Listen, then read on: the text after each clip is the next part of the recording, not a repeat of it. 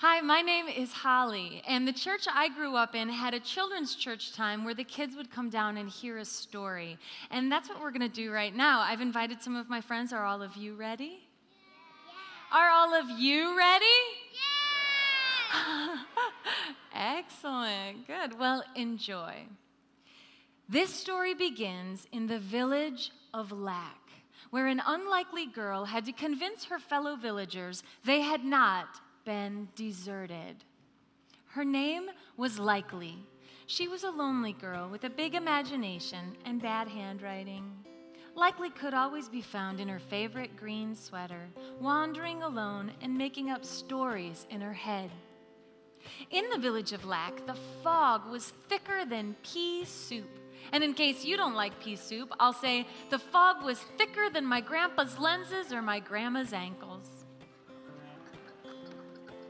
But Lack hadn't always been so foggy. Legend had it that long before any of the children were born, the air was clear. At one time, the village of Lack had been known for storytelling, and not made-up stories like this one, the kind of stories that gave people hope.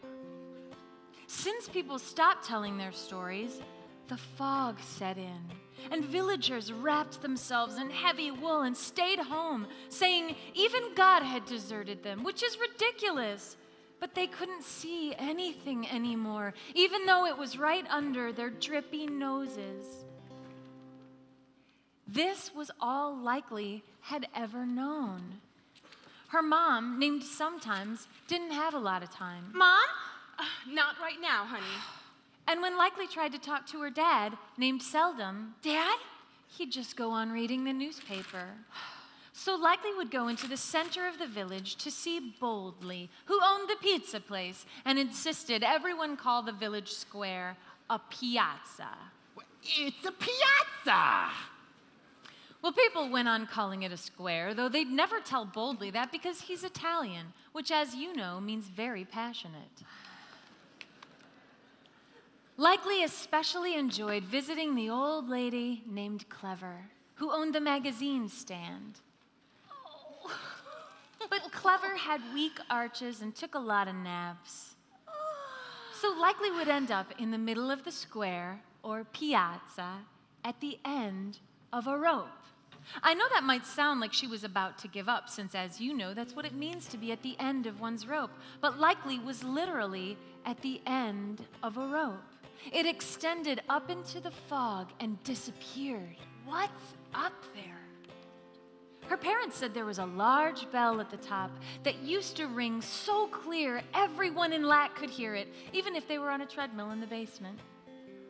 May I ring the bell? Likely asked her father Seldom one day. No. That wouldn't do. That bell was used for a long time ago. So Likely went to see if Clever was awake. Clever? Why don't we ring the bell anymore? Oh, we used to ring the bell back when people would gather and make fires and tell stories. Well, what kind of stories? Oh, stories that reminded us. Reminded you of what? Reminded us that we weren't alone, child. Come. Clever brought out a ceramic chimney and lit a fire.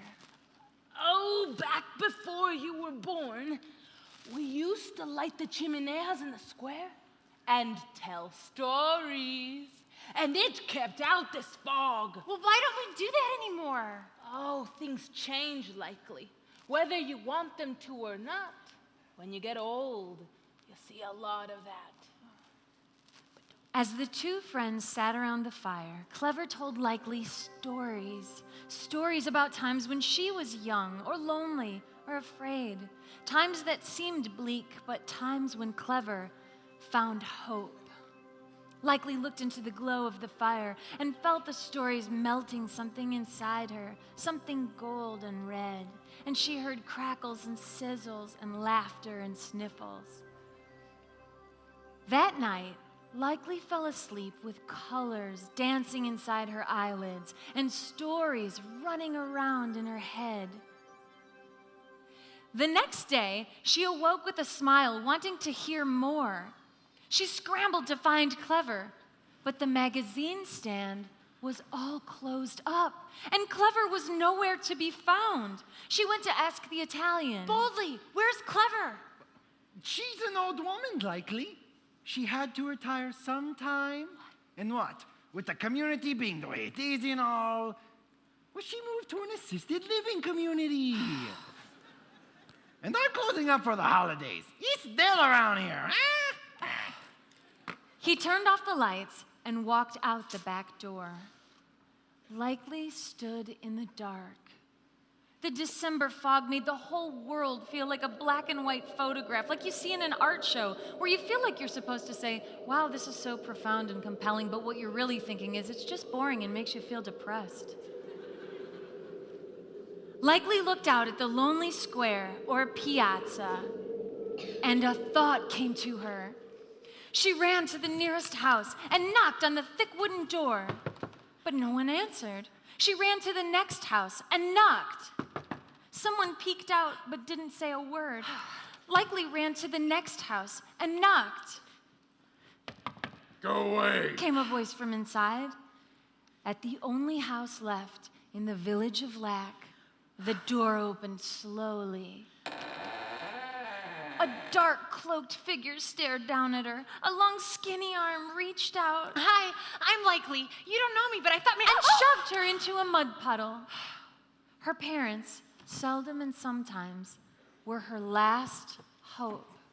They looked down to see her covered in mud. Mom, Dad, I want to gather the people together again and tell stories and light fires and ring the bell. Her parents shot each other a look. Well, I know you used to do it, and it kept out the fog, and it reminded everybody that we're not alone. Likely. It is not going to happen. Her dad picked up his newspaper and walked out of the room. Likely looked to her mom, who only said, Give it up, Likely, and go put on some clean clothes. and she too walked out of the room. Likely felt all the blood in her veins turn to freezy pops. There was no hope for the village of Lack. Maybe everybody's right. Maybe God really has deserted us here in all this fog. Likely went to her room and packed her bag. Now, I don't know if you've ever threatened to run away from home before, but if you have, you know all parents react the same, which is to say, did you pack enough underwear? Or something condescending like, you better take a sandwich. And it's very insulting to your moment of clarity, but parents can be pretty uptight about basic needs like food and shelter and clothing, and it makes them very smug if you ask me. Likely left, longing for life to be more than a sandwich and underwear and patronizing parents. The fog was so dense, Likely walked by memory. She dripped through the foggy ground clouds with tears running down her cheeks, and she ran smack dab into the end of the rope. It doesn't have to be this way. Before she could think twice, her little fingers wrapped around the rope, and she pulled. There was no turning back. She ran and grabbed the pizza boxes boldly saved for recycling to make a tall platform for herself. She stacked them and scrambled up the slender, teetering tower to perch precariously at the top. Lack, please, everybody come out of your houses.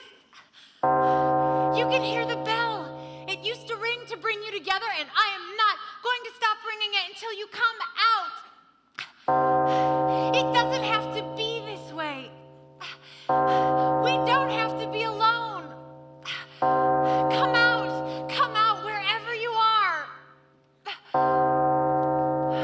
The villagers began to arrive. Likely looked down and saw her teacher sternly coming up the corridor. And then her parents arrived looking confused. I wasn't even born when you used to ring this bell, but I've heard how you used to tell stories and light fires, and I don't want to live one more day in Lack lacking any of these things. Why did you stop gathering? There was a long, awkward silence. Finally, one of the villagers said, Because the fog and cold. And even God deserted us. Likely thought about that word, deserted. I always wondered if there was a bell up there. I'd never seen it. Well, I still haven't, in fact, but when I pulled the rope, I felt it. And then I heard it. Just because you can't see something doesn't mean it's not there. Likely climbed down from the mountain of pizza boxes.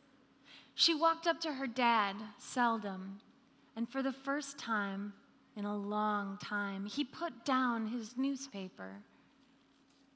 And her mom hugged her. Likely was overcome with emotion, which, as you know, means crying when you don't want to. Someone had a thermos of hot cocoa and was passing around steaming cups in the cold air. Likely felt a strange sensation as she looked around. A few villagers had lit the chimneys in the square. The glow of the fire gave off a welcome warmth. The villagers began to take off their many layers. They could see each other again, and they remembered the best way to see God was in the faces and stories of others. And it was this that lifted the fog.